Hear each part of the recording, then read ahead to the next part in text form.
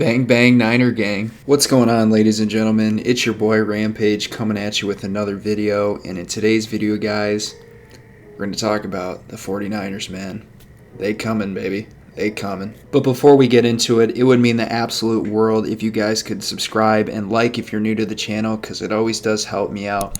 If you actually like and subscribe on the video, it actually pushes me out into the algorithm, believe it or not. So I would very much appreciate it, but let's get into it. First, can we discuss Big Brock? It is unbelievable that a 7th round rookie is playing the way that he is. No, he didn't really have a great game against the Cowboys, but that's besides the point. The guy is 7-0 since taking over as starter from Jimmy Garoppolo in week 13. And just to name a few funny stats that I saw tonight, he joined Joe Flacco and Mark Sanchez as the only rookie QBs to win 2 playoff starts. And I know this is going to make a lot of Cowboys fans butthurt, but he has the same record of playoff wins that Dak Prescott and Tony Romo have. And what really impressed me is that Brock Purdy was able to settle and calm down into the game after starting off, frankly, kind of nervous. And I mean, hey, his nerves were completely warranted.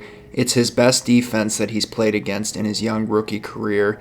And I would be shitting my brains if I saw DeMarcus Lawrence coming off the edge like that. But in a game that was dominated by both defenses, really both of the NFL's top 2 scoring offenses couldn't really do anything. And that's completely fine because Kyle Shanahan wasn't asking anything more out of Brock Purdy than to be a game manager. And he totally was in this game despite having no touchdowns.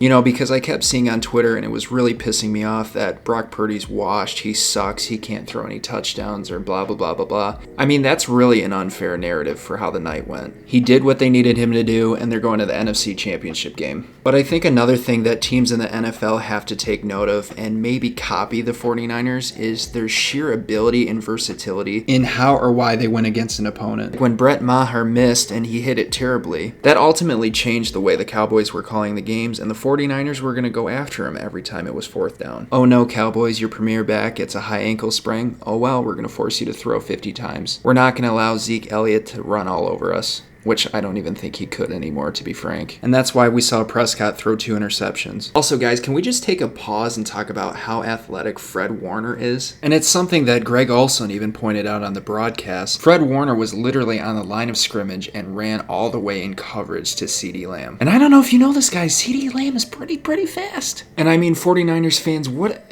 like, seriously, you got all the beautiful colored crayons in the crayon box that you could use. A top 5 O-line, which is led by one of the best tackles, maybe ever in the league, in Trent Williams. George Kittle, Kyle Juszczyk, Christian McCaffrey, Elijah Mitchell, Brandon Ayuk, Deebo Samuel. I forgot about him.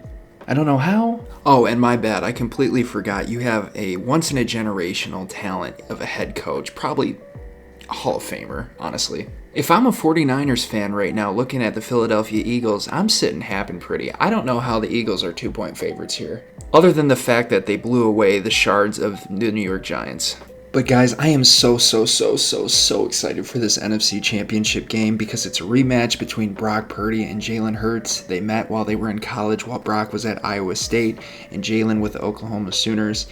Jalen ended up winning 42-41, throwing for 3 touchdowns, while Brock threw for 282 yards and 5 touchdowns, also rushing 55 yards and a score. And I think Purdy's going to want some serious revenge on Hurts because the Sooners were leading 42-21 in the 4th quarter and ultimately falling short. Plus, I think he's going to want this game back, specifically for himself. Yes, they did win, but they didn't really play well on offense. I think Purdy is going to look himself in the mirror and say, hey, I need to step up. I need to make plays, because I don't really think 19 points is going to win the game against the Eagles. I really don't. I think Purdy needs to poise himself and be able to put the 49ers in a position to close the deal. Be that game manager that you were against the Cowboys, but be aggressive. Don't be stupid. Play smart. They got Darius Slay and James Woodbury on the fucking corners.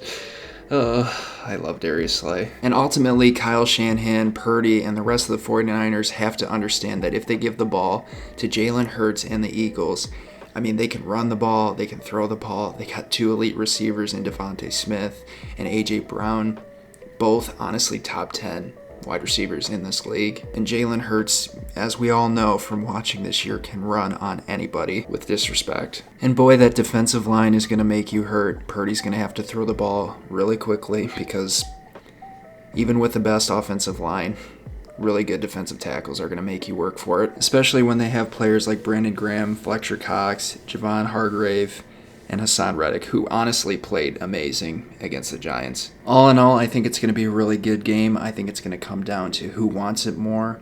If I had to say, I kind of am leaning towards the Eagles, but I do want the 49ers to win. I think they would put up a hell of a fight against either the Bengals or the Chiefs. And also just simply for the story of Brock Purdy. No rookie has ever led a team to an NFL championship before. And I mean, how cool would that be for that kid to lift the Lombardi trophy? I mean, just to break history like that, because no rookie's ever done it before, that would be really sweet. I pray to God they don't start Jimmy Garoppolo. I guess he's supposed to be ready in the NFC Championship game, maybe. Probably the Super Bowl. I hope they don't start him. I hope they continue with Brock Purdy if they continue on during the season. I think ultimately they will, because Kyle Shanahan remembers what the Super Bowl loss against the Chiefs was like, and I think he's going to be hungrier for it, and I think the players will be hungrier for it. But anyways, guys, if you did enjoy this video, please remember to leave a like and subscribe, because it does help me out. I post all things NFL, specifically the Detroit Lions, but I'm happy to do anything else as long as you comment down below. Niner gang, I hope you pull through. You guys are awesome, awesome fan base, and you were struggling like the Lions have been a couple years ago, so I'm right there with you as a Niners fan. I'll talk to you guys next time.